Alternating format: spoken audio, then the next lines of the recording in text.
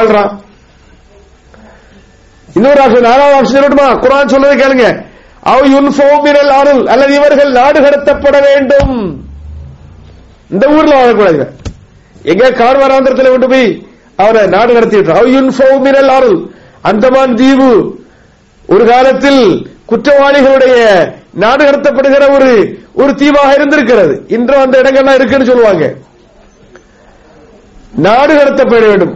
நம்முடைய தலைவர்கள் பல நாடுகள் கடத்தப்பட்டார்கள். அங்கே நான் தப்சீலுக்கு விரிவாக சொல்வதற்கு போகல. நாடு கடத்தப்பட வேண்டும், இது ஒரு ஆப்ஷன். உலகத்தில் இவர்கள், இது இவர்களுக்கு உலகத்தில் கிடைத்த கேவலம், உலகத்தில் கிடைத்த அவமானம், அவமானம். இவர்களுக்கு மறுமையிலும் தண்டனை உண்டு, இங்கோடு முடியறதில்லை.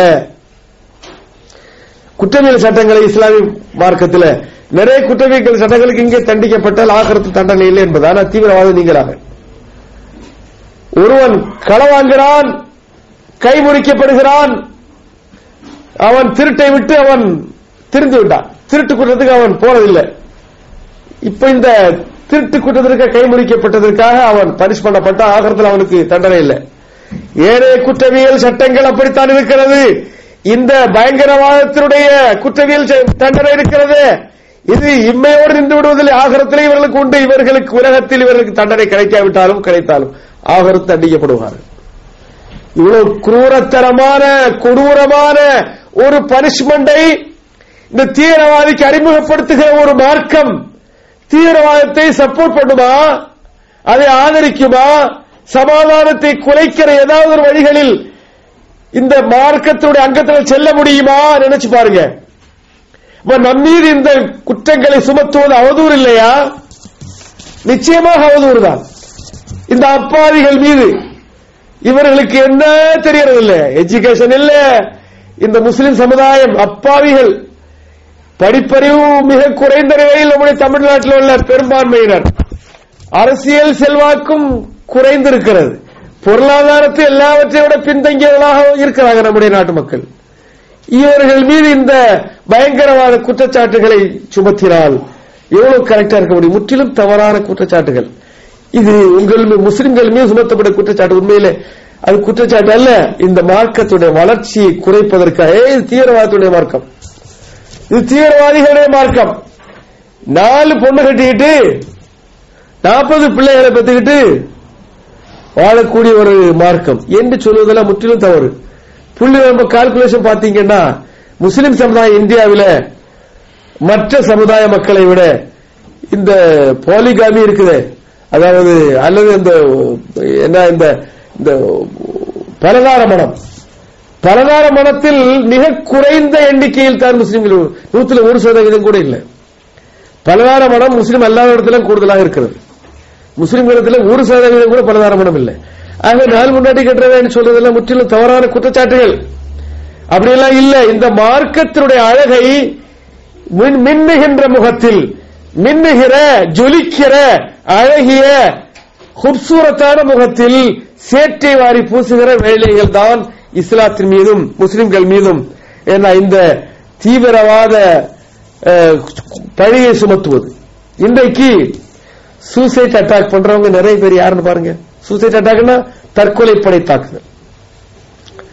தற்கொலைப்படை தாக்குதல் பெரும்பாலாக இருப்பது 20 வயதிலிருந்து 22 வயதுக்குள்ளால உள்ள 18 22 வயதுக்குள்ளால உள்ள அந்த இளைஞர்கள். இவர்கள் சூசைட் அட்டாக்கில் தற்கொலைப்படை தாக்குதலில் அதிகம் ஈடுபடுகிறார்கள். இவருடைய எண்ணிக்கையில் முஸ்லிம்கள் மிக மிக குறைவு. சூசைட் அட்டாக்கா இருந்தாலும் சரி, வேற எந்த அட்டாக்கா பாம் பிளாஸ்டா இருந்தாலும் சரி, எல்லா விதமான தீவிரவாத செயல்களையும் இஸ்லாமியர்கள் தொடர்பு படுத்தப்படுகிறார்கள். ஆனால் இஸ்லாமியத்தில் இல்ல, ஈடுபடுறது இல்ல. இந்த மார்க்கத்துடைய அங்கத்தினர் யாராவது இந்த செயலில் ஈடுபட்டார் என்றால் அவர் முஸ்லீம் அல்ல, அவர் இஸ்லாமிய அங்கீகாரம் அவருக்கு கிடைக்கவே கிடைக்காது. ஒரு கால் ஒரு தீவிரவாத செயலில் ப்ரூஃப் பண்ணப்பட்டு ஒரு முஸ்லிம் இளைஞனோ 2 முஸ்லிம் இளைஞனோ 4 முஸ்லிம் இளைஞர்களோ பிடிக்கப்படுவார்களே, ஆனால் அவர்கள் பெயரில் தான் முஸ்லிம். பேரில் எத்தனை பேர் முஸ்லிமா இருக்கு? தஸ்லீமா நஸ்ரீன் முஸ்லிம் இல்லையா? எத்தனை முஸ்லிம்கள் பேர் தாங்கிகளாக உலகத்தில் வாழுகிறார்கள்? அவர்கள் இஸ்லாமியர்களா? முஸ்லிம் பேர் போட்டு இஸ்லாம் ஆக முடியுமா? அப்துல் கரீம், அப்துல்லா, சையத் முகமது, ஜக்கரியா, அகமது இப்ராஹிம் சொன்ன இஸ்லாமா? சுப்பிரமணியம் பேர் போட்டு அல்லாஹ்வை நம்பிவிட்டு தொழுகைக்கு பள்ளியில் வந்தா ஒன்றும் தப்பும் கிடையாது. சுப்பிரமணியம் நம்முடைய முஸ்லிம்களுடைய பெயர்களில் ஏறக்குறைய அரபு நாட்டில் பாருங்க, அரபு நாட்டில், லிபனான்ல, பைரூத்ல, பலஸ்தீன்ல கிறிஸ்டியன்ஸுடைய பேர் பூரா முஸ்லிம்களுடைய பேர் தான். இப்ராஹிம், யாக்கூப், நாம ஜேக்கப் யாக்கூபுக்கு, அவங்க யாக்கூப் தான் சொல்லுவாங்க. இப்ராஹிம், யாக்கூப், ஈசா, மூசா, அகமது, முகமது என்றெல்லாம் தான் இருக்கும். லாங்குவேஜ்ல அந்த அந்த அந்த பேருக்கு நல்ல அர்த்தம் இருக்கிறனால கிறிஸ்டியன்ஸ் இந்த பேர் வைக்கிறாங்க. ஆகவே ஒரு முஸ்லிம் என்று முஸ்லிமின் ஒரு பெயரை கிறிஸ்டியன்ஸ் போட்டதுனால முஸ்லீமாக முடியாது. ஒரு இந்துவுடைய பெயரை போட்டுவிட்டு ஒரு முஸ்லீமாக ஒருவர் வாழ்வதனால எந்த தப்பும் இல்லை. ஒரு முஸ்லிமுடைய பெயரை போட்டுவிட்டு இஸ்லாமை இல்லாமல் வாழுகிறவர் இஸ்லாமே இல்ல, முஸ்லீமே இல்ல. இஸ்லாம் என்பது பெயர் போடுவதோ அல்லது குடும்பத்தில் முஸ்லீம் ஃபேமிலிக்கு பிறக்குவதோ அல்ல. இஸ்லாம் என்பது பெயர் போடுவதும் இல்ல, முஸ்லீம் ஃபேமிலிக்கு பிறக்குவதும் இல்ல. இஸ்லாம் என்பது செயல்படுவது, தழுவுவது. இஸ்லாம் என்பது தழுவு. எங்க அப்பாவுக்கு நான் முஸ்லீமாக பிறந்தேன் என்பதற்காக நான் இஸ்லாமாக முடியுமா? ஒருபோதும் கிடையாது. பெயர் அளவில் பிறப்பால் இஸ்லாம் இல்ல, பெயரால் இஸ்லாம் இல்ல. அது வேற ஏதோ மதவாதிகள், பிராமின்ஸுக்கு பிறந்தவங்க பிராமின்ஸ் தான் என்பதெல்லாம் இஸ்லாத்தில் கிடையவே கிடையாது. கொத்தனாருக்கு பிறந்தவர் கொத்தனாரத்தான் இருக்கணும். மேஷன், பிளம்பர் அல்லது வேற ஏதேனும் முடிவெற்ற பார்பர், வேற ஏதேனும் சில தொழிலை யார் யாருக்கோ ஒதுக்கி அப்படி கிடையாது. எல்லாரும் எல்லா தொழிலும் செய்யலாம். அப்படி தொழில் செய்வதற்கென்றே அம்மாவுடைய வயிற்றிலிருந்து யாரும் பிறக்குவதில்லை. உயர்ந்த ஜாதியாகவோ அல்லது கீழ் ஜாதியாகவோ யாரும் அம்மாவுடைய வயிற்றிலிருந்து பிறப்பதில்லை. ஆகவே அன்புக்குரிய சகோதர சகோதரிகளே, இஸ்லாமுக்கும் பயங்கரவாதத்திற்கும் ஒரு தொடர்பும் இல்லை. பாதிக்கப்படுகிறவருடைய எதிர் தாக்குதல் தான் பயங்கரவாதம். பாதிக்கப்படுகிறவருடைய எதிர் தாக்குதல். அதை இஸ்லாம் மீது ஏன் சுமத்துகிறார்கள்? பாதிக்கப்படுகிறார் ஒருவன், தன்னுடைய மகள் கற்பழிக்கப்படுகிறாள் அல்லது தன்னுடைய மனைவி கற்பழிக்கப்படுகிறான் கண் முன்னால். நீதித்துறை அணுகிறான், நீதித்துறையில் நீதி கிடைக்கல.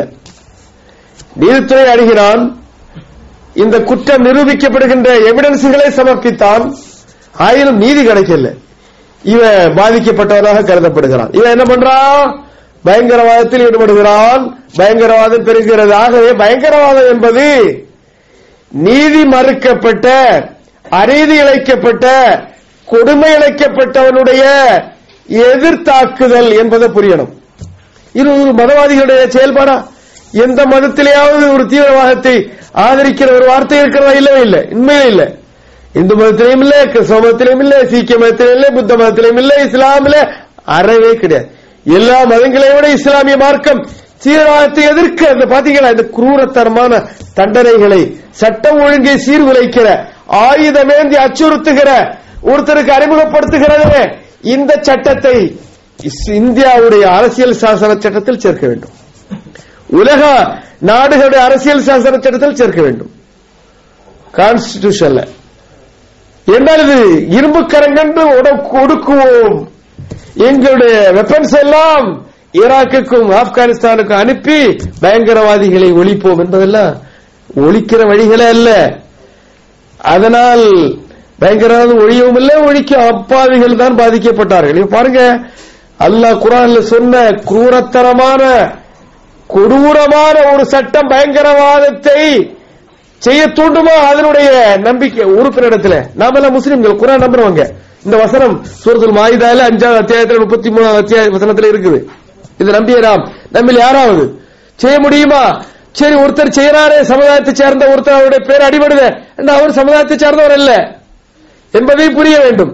ஆக பாதிக்கப்பட்டவன், அக்கிரமம் இழைக்கப்பட்டவன், அநீதி இழைக்கப்பட்டவருடைய அதாவது எதிர் நடவடிக்கை தான் பயங்கரவாதம். இன்னொன்று என்ன தெரியுமா பயங்கரவாதம் பெறுவதற்கு காரணம்? அதை நான் சொல்லிடுறேன் இன்ஷா அல்லாஹ். நேரம் நெருங்கிக் கொண்டிருக்கிறது, நமக்கு இஃப்தார் சப்ளை பண்ண வேண்டியது இருக்கிறது. ஆகவே இந்த தலைப்பினுடைய தொடரை முடிந்தால் நாளைக்கு தொடரும் இன்ஷா அல்லாஹ். பயங்கரவாதத்தை பற்றி கொஞ்சம் நாம் தெரியணும். குர்ஆன் என்ன சொல்லுகிறது, ஹதீஸ் என்ன சொல்லுகிறது, முஸ்லிம் என்றால் யாரு, இந்த இஸ்லாமிய பெயர்கள் அடிபடுகிறது எதனால் என்பதெல்லாம் கண்டிப்பா நான் தெரியணும். இந்த மாதத்திற்கு இதற்கு என்ன சம்பந்தம் என்று கேட்பீங்க. நான் எங்க தொடங்கினேன்? நபிகள் நாயகம் ஸல்லல்லாஹு அலைஹி வஸல்லம் ரமலானுடைய மாதத்தில் திருப்பி தாக்காதேங்கிறாங்க. இதா ஹாசமக அஹதுன் இதா ஷாத்தமக அஹதுன், யாராவது திட்டினால் ஏசினால் வசைமொழி பாடினால் ஃபல் தகுல் இன்னி சாயிமுன், நான் நோன்பு என்று சொல்லி நோன்பு ஒரு கேடயமாக, ஒரு தடுப்பு கருவியாக, பாதுகாப்பு கருவியாக எடுத்துக்காட்டு என்று சொன்னாங்க. ஆக ரமலான் ஒரு தீமை ஒழிப்பு மாதம், நன்மைகளை பெருக்குகிற மாதம், தீமை ஒழிப்பு வாரம் என்று ஸ்கூல்ல கொண்டாடுவாங்க. அல்லது முஸ்லிம் சமுதாயத்தில் நாடுகள் எல்லாம் கொண்டாடுறது பார்க்கிறோம். சவுதியில மதீனால படிக்கிற காலத்துல நான் பார்த்திருக்கிறோம். தீமை ஒழிப்பு வாரம் கொண்டாடுவார்கள். வாரமா ஒரு தீமை ஒழிப்பதற்கு ஒரு வாரம் போதுமா? என்னைக்குமே மனிதன் செய்யக்கூடாது. ஆனா ரமலானில் குறிப்பாக செய்யக்கூடாது. ரமலானில் நோன்பு நோற்று விட்டு இதை அறவே செய்யக்கூடாது. இப்படி ஒரு பயிற்சியை நாம் பெற வேண்டும் ரமலானில். ஆகவே ரமலானுடைய மாதத்தில் தீமை ஒழிக்கப்பட வேண்டும், தீமைகளுக்கு பதில் செய்யக்கூடாது, தீமைகளை எதிர்கொள்ளக்கூடாது, நன்மை கொண்டு தீமை எதிர்கொள்ள வேண்டும் என்று நாம் பயிற்றுவிக்கப்பட்டிருக்கிறோம், நமக்கு போதை தரப்பட்டிருக்கிறது. இதையெல்லாம் நம்முடைய டீச்சிங், நம்முடைய உயிரின் மேலான குர்ஆன் சொல்லுகிற தகவல்கள், இவற்றை நாம் நடைமுறைப்படுத்த தயாராக வேண்டும். நம்முடைய எண்ணங்கள் நிறைவேற வேண்டும். முழுக்க முழுக்க 100% முஸ்லிம்களாக, பியூர் முஸ்லிம்களாக, எல்லா நிலைகளிலும் எல்லா கட்டங்களிலும் முஸ்லீமாக வாழ்கிறவர்களாக மாற வேண்டும். அதற்கு நாம் யாவருக்கும் அல்லாஹ் நல்லல் பாலிக்க வேண்டும் என்று கூறி இந்த வகுப்பை நிறைவு செய்கிறேன். அக்கூலு கௌலி ஹாதா வஸ்தக்ஃபிருல்லாஹி லி வ லக்கும். சுப்ஹானக அல்லாஹும்ம வ பிஹம்திக அஷ்ஹது அல்லா இலாஹா இல்லா அன்த அஸ்தக்ஃபிருக வ அத்தூபு இலைக்.